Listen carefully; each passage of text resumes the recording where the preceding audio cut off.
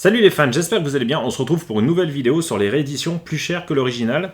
Donc vous avez bien aimé la première vidéo, donc du coup je vous propose un volume 2 où je vais vous parler de deux autres disques, dont l'original est moins cher que l'une de ces rééditions. Alors dans le volume 1 on avait vu pour l'album Hamlet et Je t'aime, je t'aime, je t'aime. Là cette fois-ci on va parler de l'album Salut les copains, le tout premier 33 tours chez Philips de Johnny. Et il y a une autre version de cet album, enfin compte une réédition de 1968, une réédition deluxe. Donc voici le recto qui s'affiche à l'écran. Voilà, bon, il est très proche de la version originale, mais sauf que c'est marqué en haut à droite, vous voyez, deluxe. Et enfin quand au verso, voilà, il est vachement différent, il n'a pas de rabat comparé à l'original.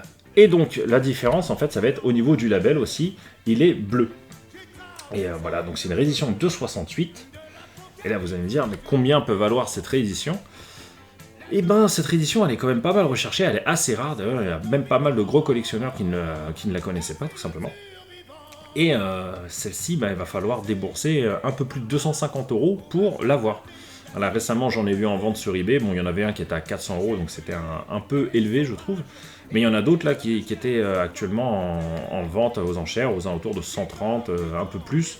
Et bon, ça fait que de monter. Voilà. Donc, il faut compter un peu plus de 200 € pour avoir une réédition de 68. Voilà. Donc, encore une réédition qui vaut plus cher que l'original.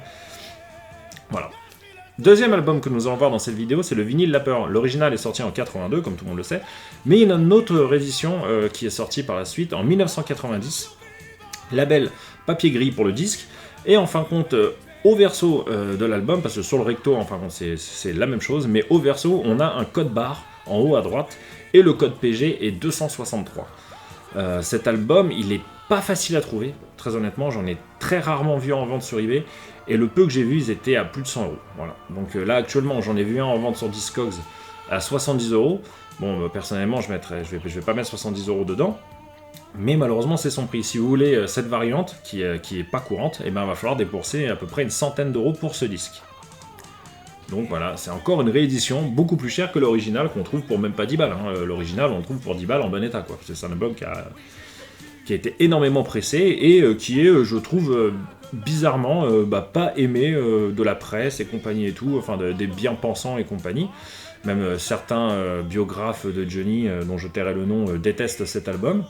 Mais de ce que je vois par rapport aux fans, il y a bien 80% des fans qui adorent cet album. Voilà, moi je trouve que c'est un excellent album de Johnny, de la première partie des années 80, je trouve qu'il est excellent. Voilà. Bon, je sais pas ce que vous en pensez vous, dites-moi en commentaire.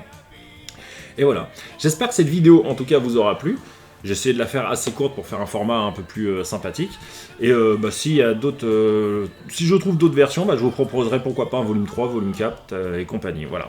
En tout cas, j'espère que je vous aurai appris quelques petits trucs. Et puis je vous dis à la prochaine les amis. Ciao!